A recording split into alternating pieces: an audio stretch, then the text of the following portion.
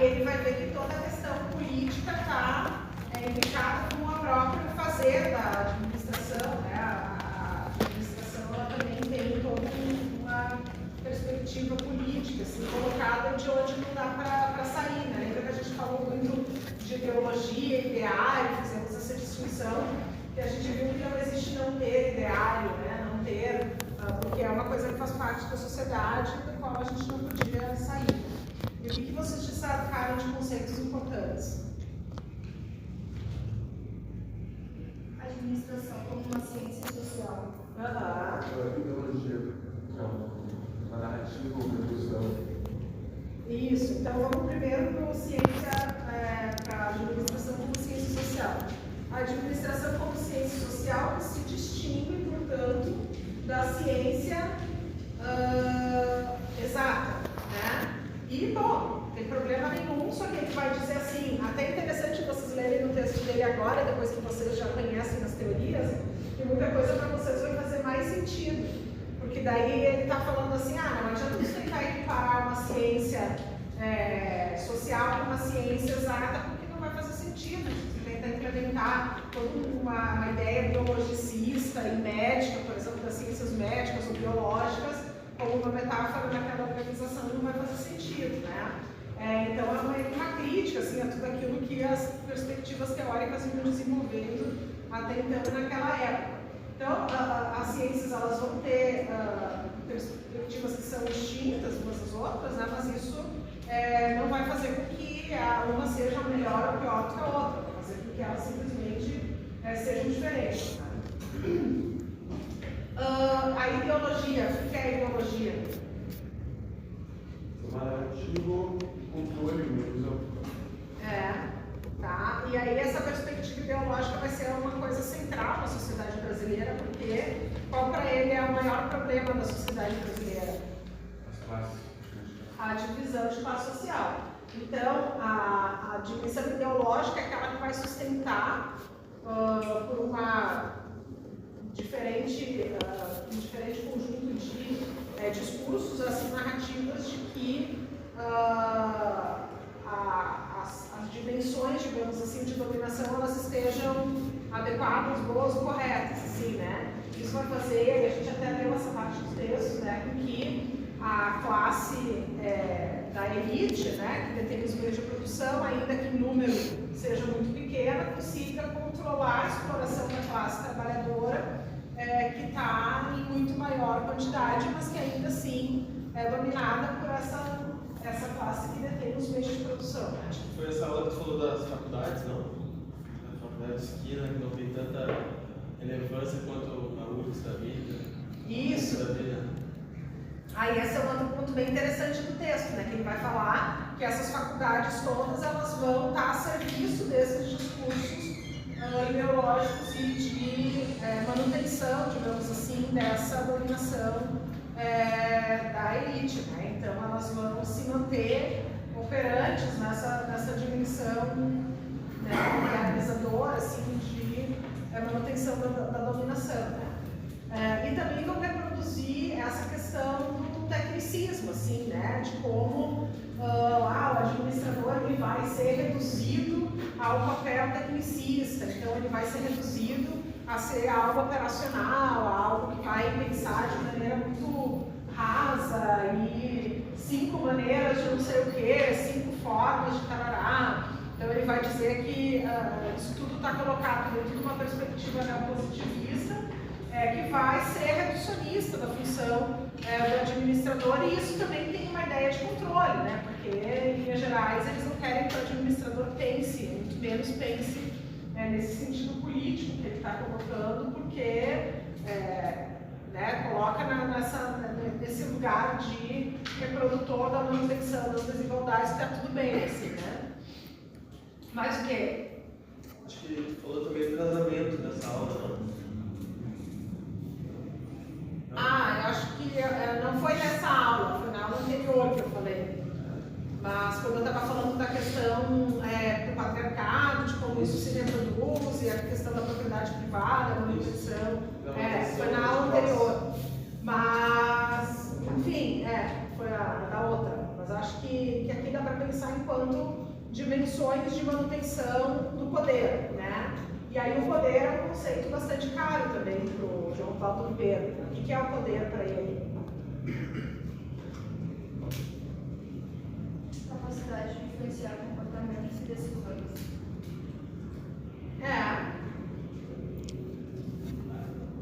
Aí ele vai falar sobre várias concepções distintas de poder, né?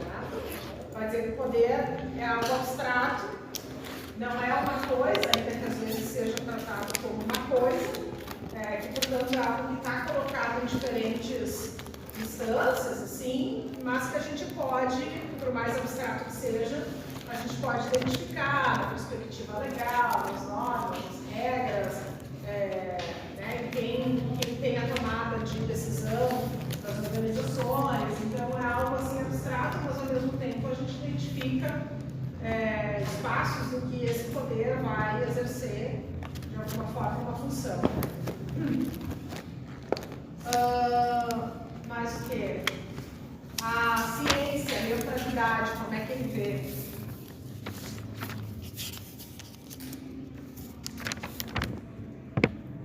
A ciência é neutra? É possível ser 100% neutra, mas aí para auxiliar a ser transparente. Isso, então ela não é neutra, não tem problema ela não ser neutra, isso é uma coisa importante, assim, não é um problema para ele, né? Mas ela vai ser transparente do ponto de vista de que ela vai ter que colocar, em linhas gerais, como é que esse estudo foi feito, por quê, quem financiou, quem tarará, então transparente no sentido de descrever os métodos, os procedimentos em detalhes, né? E aí assim ela consegue. Quem está lá dentro consegue tomar uma decisão, se aquilo ali se considera ou não, até onde considera, a gente tem clareza daquilo, né? Por exemplo, teve financiamento de tal, teve não sei o quê, teve quem são os interessados nessa história, de onde eu vim, quem eu sou no papel de construção desse conhecimento. Então, mesmo nos procedimentos técnicos, com quantas pessoas se falou, quais eram as idades, como elas foram abordadas, onde elas foram abordadas, enfim, toda a transparência do processo de como foi construído o conhecimento importa. Por isso que as pesquisas em ciências sociais são super detalhadas nesse sentido, para que as pessoas possam chegar às suas conclusões, inclusive de não considerar aquele estudo por qualquer razão, né? Agora, o que importa dizer é que a ciência não é neutra, ela não se pretende ser neutra, e ele ainda critica as ciências que se dizem neutras, mesmo ciências exatas. Ele vai dizer assim, aqueles neopositivistas, a pretexto de neutralidade, quer dizer, eles não são neutros, né? Eles só estão a pretexto da neutralidade, porque se for ver, toda a ciência ela tem algum enviesamento, por mais objetivo, por mais exata que ela seja, né? Mais o quê? Também, o segundo texto que a gente viu foi de paradigmas. E esse também é um texto que, se vocês forem ler agora, vocês vão entender ele completamente diferente. Aliás, eu acho que tem vários textos dessa disciplina que, passados anos, vão reverberar em vocês de maneira diferente. Hoje eu fui tomar um café com uma orientanda que está fazendo seleção para mestrado, agora acabou de se formar. E ela dizia, eu estava lá na prova e tu me vinha na cabeça falando o que era tal teoria, né? Então a gente continua aparecendo na cabeça das pessoas. O que é a tese central da perspectiva da questão dos paradigmas?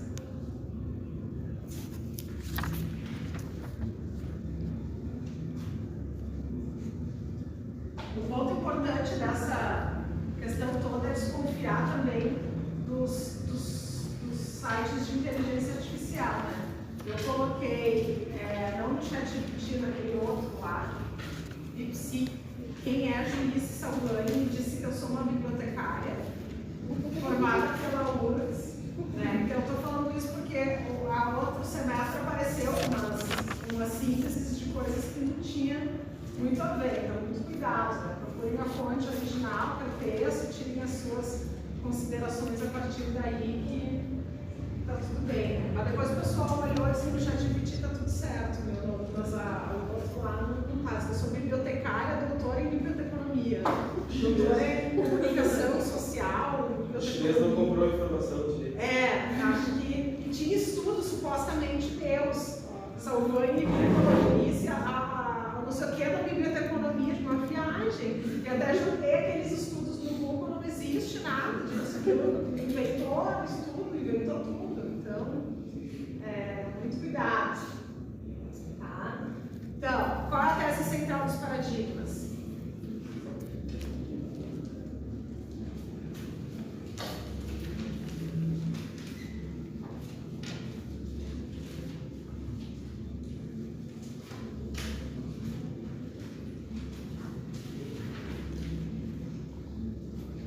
Vamos lá.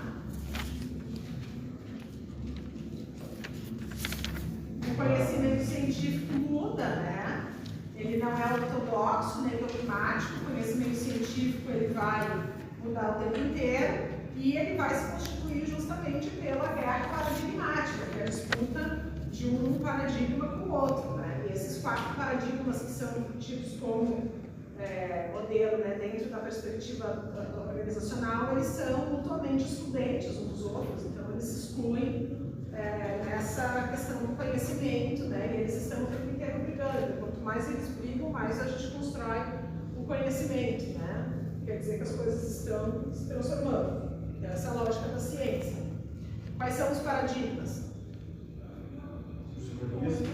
Funcionalista, estruturalista e interpretativista. E Humanista radical. humanista radical. O que é rapidamente cada um deles?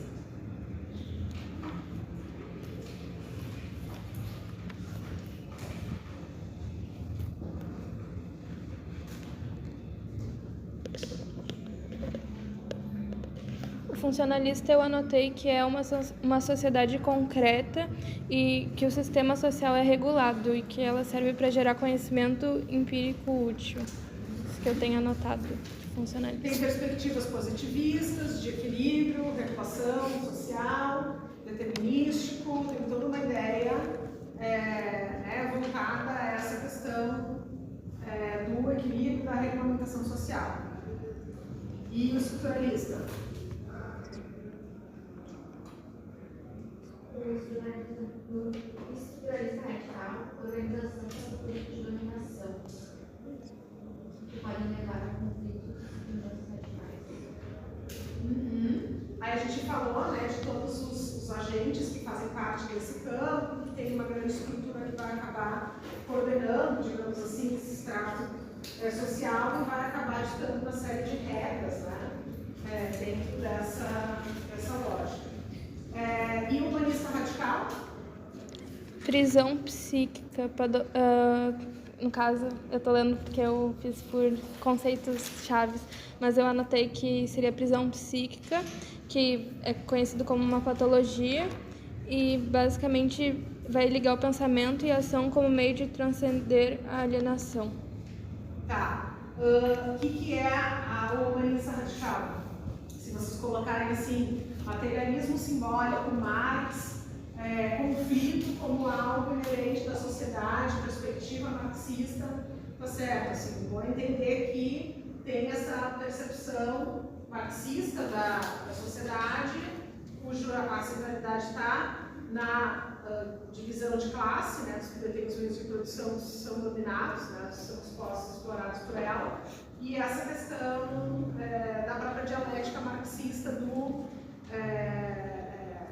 uma perspectiva de se encaminhar para a praxis, né, que é a prática que vai nos levar a identificar as formas de alienação e exploração que se dão sobretudo pelo trabalho. E, por fim, interpretativista, que é interacionista.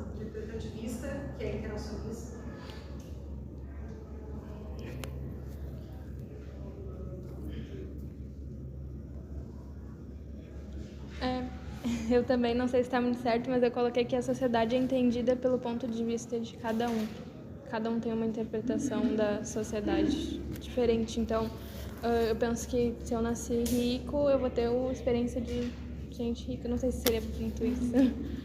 Tá? Mas, acima de tudo, é uma perspectiva interacionista simbólica, significa dar razão para interações que são projetadas em determinado momento, ou seja, né, relacional, e que tem toda uma perspectiva com aquele ambiente, de interação com aquele ambiente, de maneira bem específica, assim, que leva em conta aspectos da linguagem, da hermenêutica, então tem todos os linguistas que fazem parte do interacionismo simbólico, e que vão ser parte importante, né, do interpretativismo.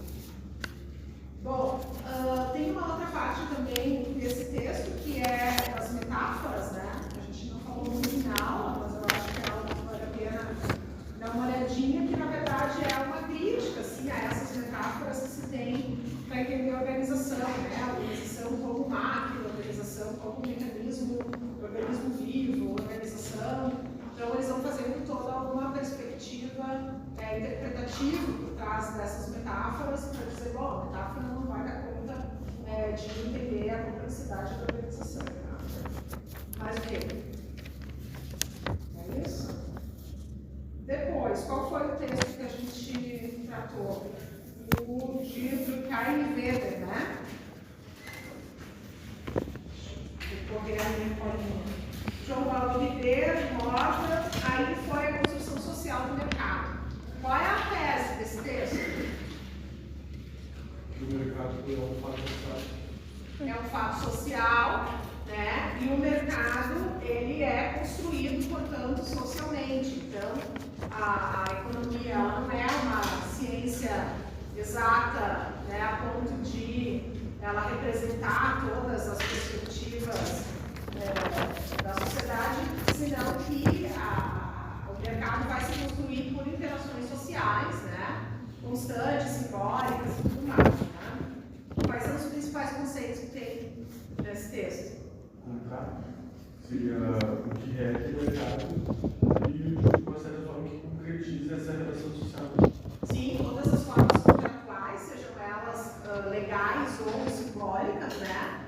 Os acordos, tácitos, implícitos, toda a perspectiva legal, toda a maneira de se estruturar e legislar a sociedade, o que firma acordo, o que reconhece vínculo, a maneira como as pessoas naturalizam certos processos, tem que dar legitimidade para aquilo ou não. Então, a gente tinha uma série de coisas colocadas, né? Tinha um quadrinho que eu elaborei para vocês, né?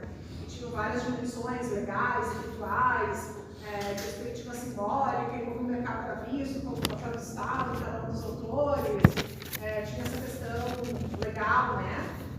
Também muito regida pelo direito, né? A questão das leis, o que é tido como correto, padrão, etc.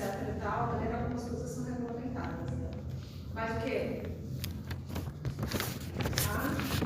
Aí a gente foi para o texto dos sistemas. Qual é a grande questão central no texto dos sistemas?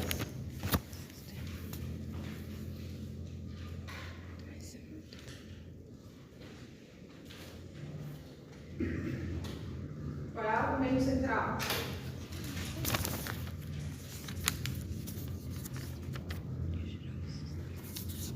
Teoria do sistema e abordagem do sistema. Não. A teoria geral dos sistemas e na teoria das organizações do Prestes Mota. A sociotécnica é a próxima que a gente vai falar.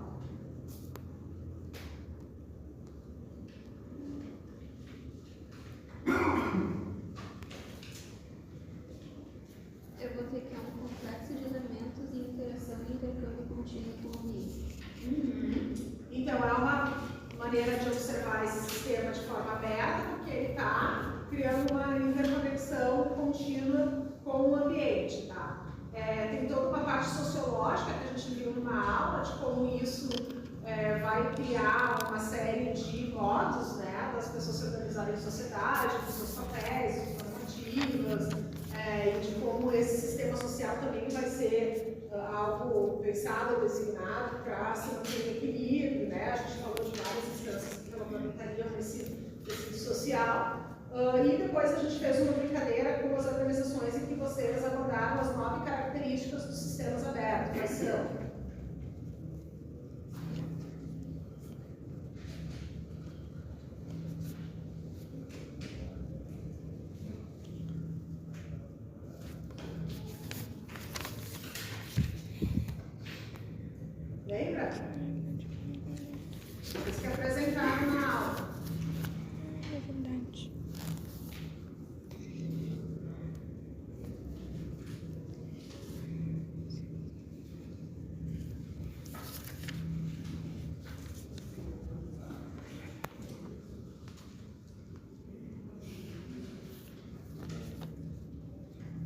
Essa era a aula de apresentação. Ai, não vou lembrar.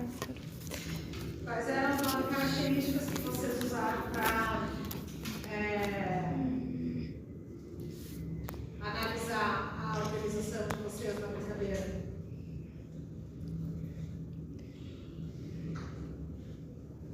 Importação de energia do ambiente,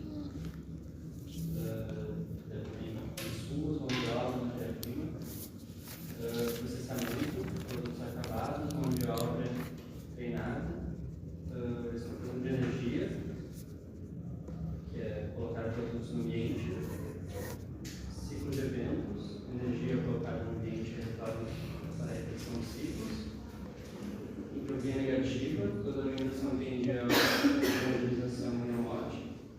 A organização, através da reposição quantitativa de energia, pode existir no processo de troca. Informação com insumo, controle e proteção da informação. Conhecimento do ambiente e do próprio funcionamento pode servir para corrigir riscos. Isso. O estado estável e o estado dinâmico. Vai impedir o processo de entropia, manter a relação constante de exportação e importação. Diferenciação e finalidade. Isso. Depois ainda tinha aquela análise do supersistema, do sistema e do subsistema, sistemas todos de apoios técnicos e tal, a questão do estereótipo das empresas, a questão dos valores, regras, normas, funções, né? Tinha vários conjuntos de elementos para se analisar a empresa sobre esses blocos. Tá bem. Aí depois a gente tinha o texto do Biasi, o trabalho e as organizações da perspectiva sociotécnica. Qual era a centralidade dessa teoria? A sociotécnica. Isso, exatamente. Como é que é? Falem mais sobre isso.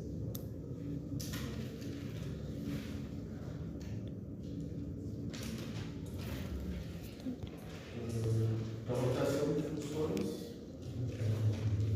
e dessa autonomia, se é uma autonomia, e o controle disfarçado que existe dentro. Isso. E aí eles têm também toda uma divisão por especialistas, né? Que vão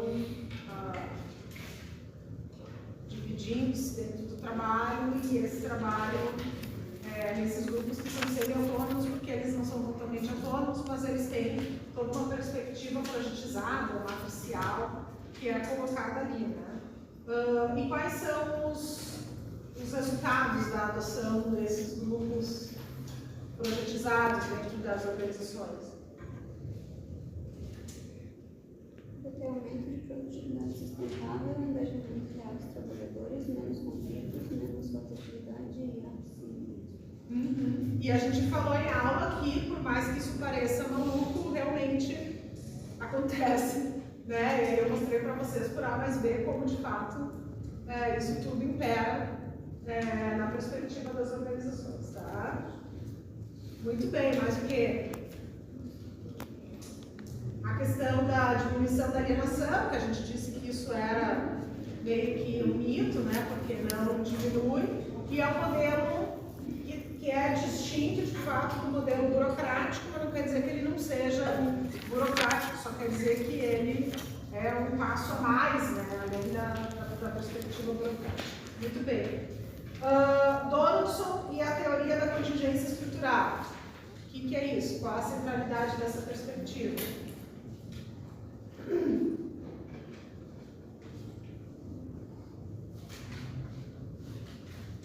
Seriam os fatores que interferem na organização e o seu funcionamento. E isso quais fatores? As contingências. Isso, as contingências, elas acabam interferindo no quê? Nas estratégias e estrutura. Isso, tá? Então, se vocês falarem assim, tem certas coisas que influenciam em aspectos das organizações. 0. Tá? Tem todo um contingente, um conjunto de contingências que vão acabar determinando qual é a estrutura em relação à estratégia. Beleza? Estamos começando a responder a questão, tá? Então, a gente tem uma dimensão de necessidade de adequação das organizações diante de um leque de contingências que vai se dar pela determinação da estratégia, que é aquilo que a organização decide que ela quer ser. A estratégia da organização é ser sustentável, é ser grande, é expandir, é ser pequena, é ser simples, é ser, né, em relação a uma estrutura. Então eu vou determinar uma estrutura para essa organização operar dentro de uma dimensão específica da estratégia que eu escolhi para que essa organização tenha diante de um cenário possível, que são as contingências todas daquele espaço, né? E aí as estruturas são 7, lembra que a gente falou do Mintzberg, né? E aí tem uma dinâmica interessante de causalidade colocada dentro dessa relação da estrutura com a estratégia, né? Lembra que eu falei, quanto maior a inovação, maior... Eu dei o exemplo da cadeira, né? Se eu descrevo a cadeira exatamente como eu quero que vocês façam, quanto maior a inovação, maior a incerteza. Né? Pode ser isso. Dá para entender. Quanto maior a inovação, maior a incerteza. Quanto mais baixa a incerteza, mais baixa a inovação. Se eu detalhei aquela cadeira lá milimetricamente como eu quero que ela seja, é muito difícil inovar. Então, a empresa decide que ela quer ser um hub de inovação, mas ela vai lá e cria um processo absolutamente burocrático, todinho controladinho, no pé a cabeça, ela não vai inovar nunca. Então, ela precisa estar alinhada, né, na relação dela da estrutura com a estratégia dentro de uma determinada perspectiva de contingências. Também não adianta ela estar toda alinhada para criar uma demanda de um produto ou um serviço que não é mais, assim, né? Que já passou, que já foi, então tem que observar toda essa contingência, tá? Mas o que é dessa perspectiva? É isso? Bom, aí eu tenho ecologia das populações. O que é?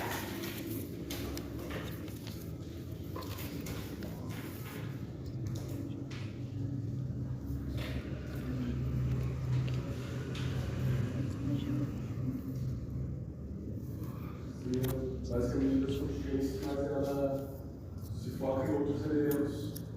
Quais? O geomorfismo, a adaptação e seleção,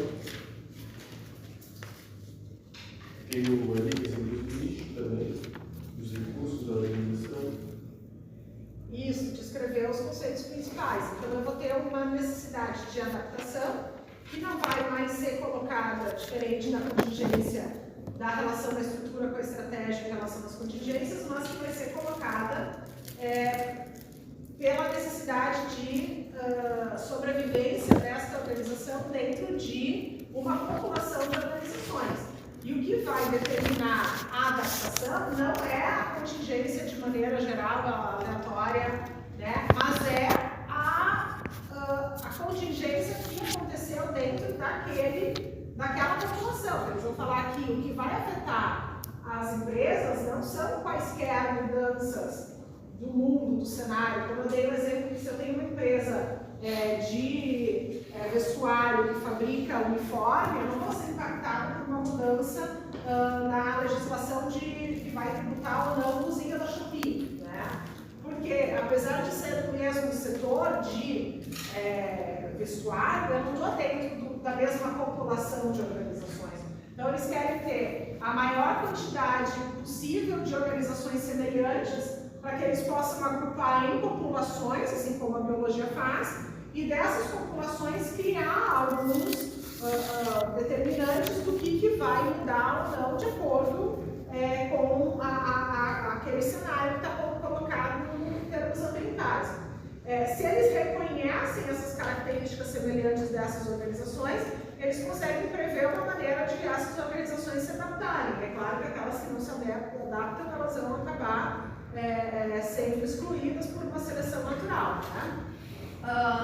E aí eu tenho todas essas organizações colocadas dentro de uma necessidade de fitness. O que é a fitness? Não sou eu, lembra? Né? Essa é uma boa resposta para a prova. Não é tu, professora. maneira como a organização vai se adaptar ao mundo. Isso, a maneira como a organização vai se adaptar àquele grupo de organizações. Então, é a maneira que ela vai encontrar, e aí eles têm um determinado percurso que essa organização vai cumprir para ela se adaptar dentro de um determinado meio e vai ser de uma determinada forma, né? Então, ela vai ter uma curva, digamos assim, de adaptação que ela vai precisar seguir. Isso dentro de um nicho específico. O que é a perspectiva do nicho? A gente fez uma atividade até, né, que tinha tudo isso que eu estou falando lá, já colocado lá, você já tinha um manualzinho de estudo para esse texto. Quais são os nichos organizacionais?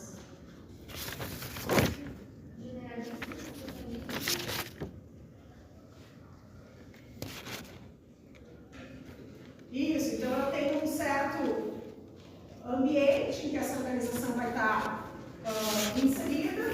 Ela pode se colocar como uma empresa generalista, ou ela pode se colocar como uma empresa especialista, e aí eles vão ter diferentes aspectos de análise para considerar a sobrevivência dessa organização ou não. Então, se ela está colocada dentro de uma sociedade muito pequena, de uma densidade muito pequena, e ela é super especialista de alguma coisa, pode ser que ela não sobreviva lá, não por uma questão de falha de gestão, mas porque aquele meio não dá conta de recebê-la. Da mesma maneira, como tu colocar um pinguim no deserto do Saara, não vai apertar. Então, assim, tem que ver o que cabe, né, em termos ambientais para cada organização, né, da maneira como cada um vai conseguir adequar. Eles falam também na perspectiva do isomorfismo, né, então de que as empresas elas se distinguem muito umas das outras, né, e na verdade isso para eles é um problema, porque eles gostariam que elas se assemelhassem. Se elas se assemelhassem, eles teriam condições de controlar melhor essas organizações e criar algum roteiro, algum modelo de o que faz com que elas sobrevivam, consigam se adaptar ou não, né, e criar algum script ali de como é que eles tratariam essas organizações, né? Então, como elas são muito diferentes, eles acabam tendo um problema nesse sentido, tá? Mais alguma coisa? Ó, e a economia das organizações, o Wagner, qual é a centralidade dessa perspectiva?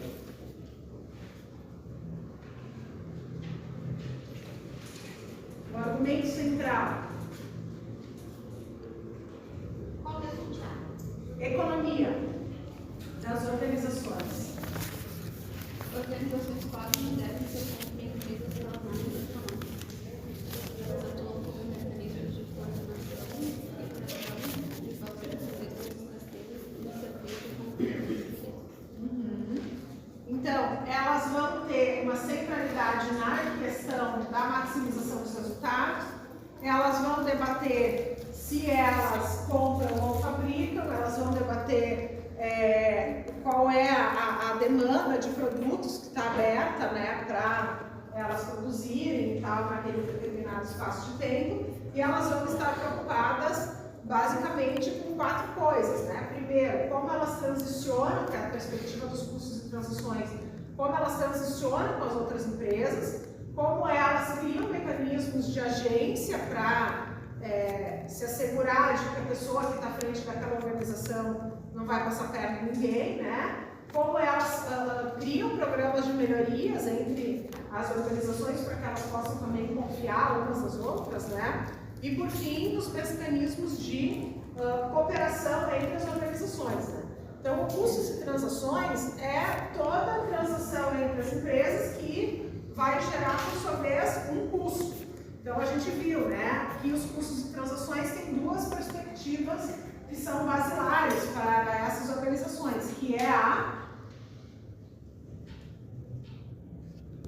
quais são as premissas dos custos e transações? De que as empresas têm oportunismo e Racionalidade limitada. exatamente, perfeito. Então, de que elas vão eventualmente ser sacanas umas com as outras, elas podem agir de maneira oportunista, que é interesseira, que é desleal, que é de roubar, furtar, papapá, e de que tem a perspectiva da racionalidade limitada. O que significa dizer? Que elas não têm como prever todas as coisas que vão acontecer dentro de um determinado cenário, né? Então, como tem essa nacionalidade limitada e o oportunismo, elas vão tentar travar contratos mais longos possíveis, quanto forem possíveis, para que elas não tenham nenhum problema nessa relação, né? O problema é que quanto mais elas colocam contratos maiores, quanto mais linhas tem isso, quanto mais elas contratam empresas que são de advocacia para fazer todos esses contratos, quanto mais elas tentam se assegurar dessas relações, mais custo elas têm. Então chega uma hora que elas param de fazer contratos tão quilométricos, porque senão tu inviabiliza toda e qualquer relação, né, pela quantidade de questões que tu passa a ter que observar dentro disso, e aí é uma quantidade imensa de burocracia, de profissionais envolvidos, de seguros, de toda a perspectiva jurídica. Então chega uma hora que não vale mais a pena, né? Então, da perspectiva dos custos de transações. Aí tem também a dimensão da agência, que é a maneira como esse CEO é controlado, e ele é controlado pelas organizações de 3 formas. Quais são as formas? Kelly? Eu sabia a outra. Ele vai ser monitorado, ele vai ter uma relação de vínculo e ele vai ter uma relação de incentivo, né? Então ele vai ter vários incentivos, sobretudo financeiros, para assegurar que ele não vai fazer nada de errado. Ele vai ser monitorado das maneiras mais CSI das organizações possíveis, né? E ele vai que é a outra, falei, vínculo, monitoria e incentivo, né? E ele vai ter vínculo, quer dizer, ele vai ser vinculado à própria organização, vai ter os bens dele hipotecados e tudo mais, né? Tem também a perspectiva estratégica das organizações, que são todos os programas que existem nas organizações para mostrar como elas estão acima, à frente umas das outras, como elas se distinguem, né? E esses programas todos vão ser bem importantes para que as empresas possam ter uma confiança nas outras na hora de fazer as transições. Então, os selos, as certificações e tudo mais, né? E, por fim, tem a dimensão da cooperação, que é toda e qualquer relação de cooperação das empresas vão travar para que elas possam ter um momento comum. Então, seja fusões, aquisições, joint venture, que é quando eu faço junto 2 organizações que transformam essas 2 numa terceira, e até mesmo quando eu resolvo colaborar na competição, né? Que eu colaboro na competição, né? Eu decido que eu não vou competir, né? Então eu decido que ninguém vai vender menos do que tanto, e aí a gente tem um acordo, pode ser um acordo implícito, né? Um acordo que está colocado, que não é tácito, né? Um acordo que é verbal, que é um acordo de aperto de mão só, né? Não precisa ser uma coisa formal, mas eu acordo que eu não vou, por exemplo, competir, e isso me leva a ter um lucro maior, né? A mim e o meu concorrente também, mas eu consigo melhorar o lucro de acordo com esses acordos de paz, né? Mas o que é de custos de transações e economia? Falamos tudo? Ou talvez o principal. Bom, aí a gente tem também a gaiola de ferro. Qual é a questão central da gaiola de ferro?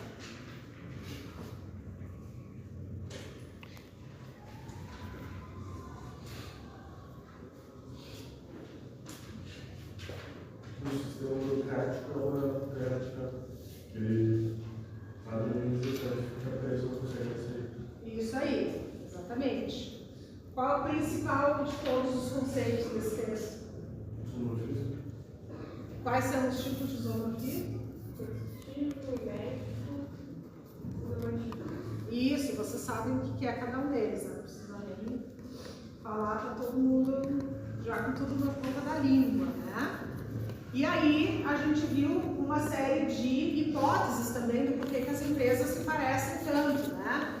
Então, hipótese 1, elas têm os mesmos fornecedores, elas têm acesso às mesmas matérias-primas, elas têm uma demanda muito grande por aquele produto ou serviço, né? Elas têm toda uma legitimidade local de como as coisas são feitas. Então, tem várias razões de que fazem com que as organizações pareçam, tá? Isso, então, é bom vocês darem uma olhadinha também. Bom, aí eu tenho o segundo texto de isomorfismo. O que é?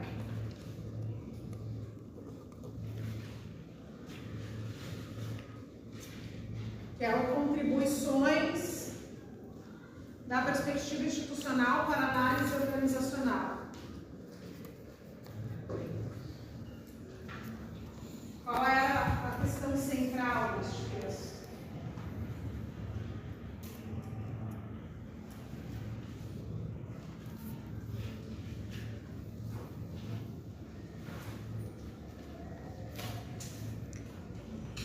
Vamos lá, eu não vou falar, eu vou passar para o próximo. Aqui a gente tem que desbloquear a fase, senão não sai.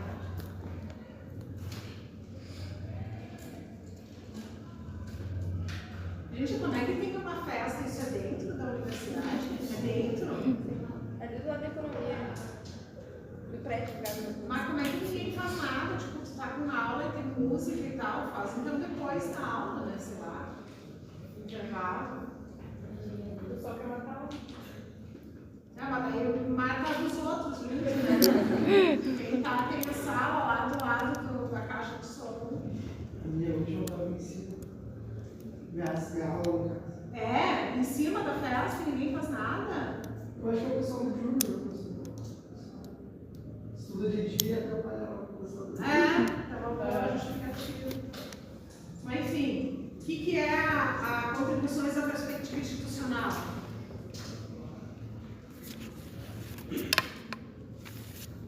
É o do neo-institucionalismo? Isso. Eu botei que, apesar das organizações serem agentes nacionais, elas tendem a se tornar cada vez mais semelhantes. Não eficiência, mas por pressões institucionais que moldam seus comportamentos e estruturas. Isso, então tem uma série de pressões institucionais que vão moldar essas organizações, tá? E qual que é a questão central dessa perspectiva? Lembra que eu falei alto e gritei aqui em aula e li? Lembra que eu falei? Não é o centralismo do Estado nem do mercado que é responsável pelo controle das organizações, mas sim os mitos institucionais. Que são os mitos institucionais? Isso mesmo. Normas, regras, valores, rotinas, os elementos culturais, né, os mitos, todas as questões da rotina. Lembra que a gente viu o filme e eu reforcei com vocês aspectos da rotina das organizações. Para eles isso é mais forte do que tomar como base o centralismo do Estado ou da economia. Tá? Esses mitos institucionalizados é o que efetivamente vai ser responsável pelo controle dessas organizações. Então, o foco nessas coisas que são as nuances, né, do dia a dia, das dimensões organizacionais. Muito bem. Aí, a gente passou para o último texto, que foi terça-feira, menos de 48 horas. Esse eu não vou nem perguntar qual é o aspecto central. Todo mundo vai querer falar. Qual é o aspecto central? Redes é o aspecto central e as redes são espaços de interação resultantes de incremento de capital social e dotados de algum propósito. Ótimo. Quais são os tipos de redes que as empresas vão ter umas com as outras?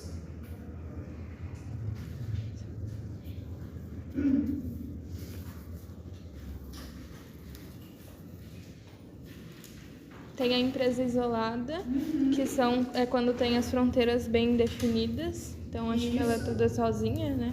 E ela vai ter redes, mas lembra que eu fiz um pontilhado, assim, né? Que são frágeis e que são esporádicas, né?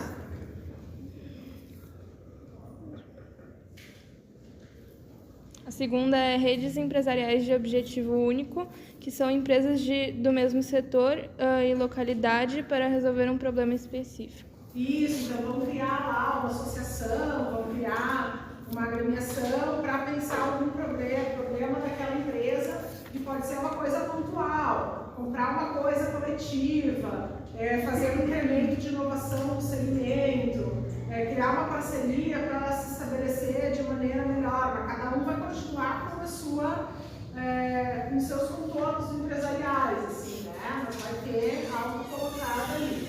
E aí depois...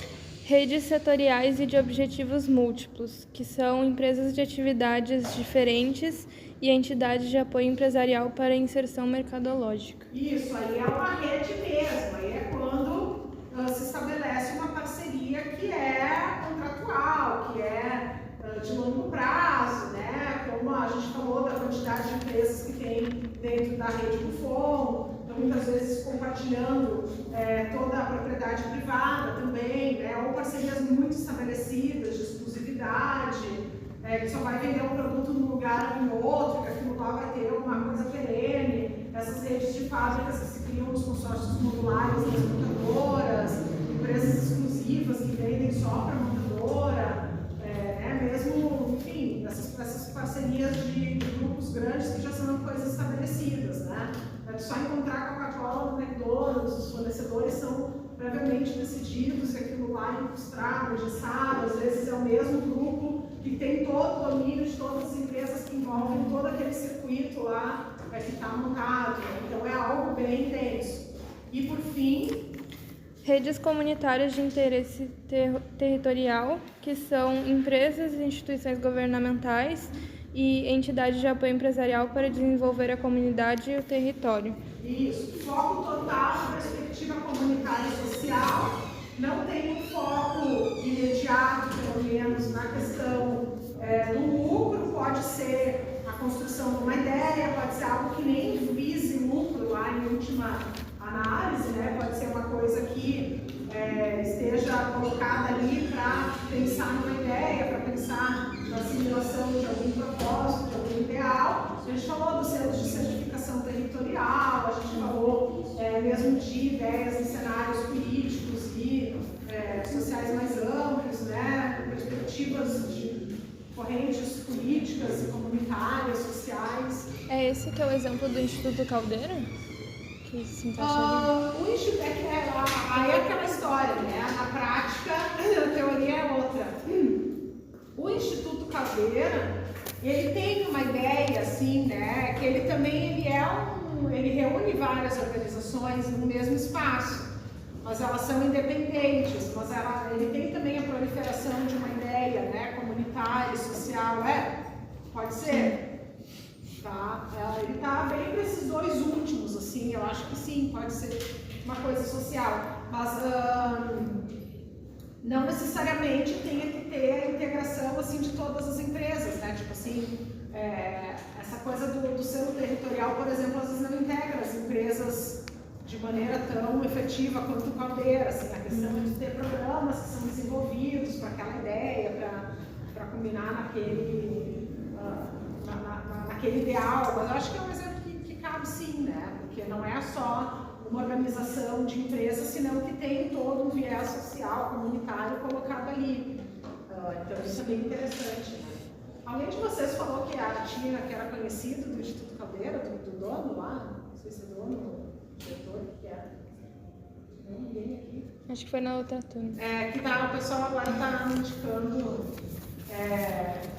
pessoas em potenciais para palestras bombásticas nessa universidade. Então, o Instituto Caldeira era um que era interessante de ouvir. Aí eu gosto de criar uma coisa meio temática, assim, tipo, na outra foram as mulheres na gestão.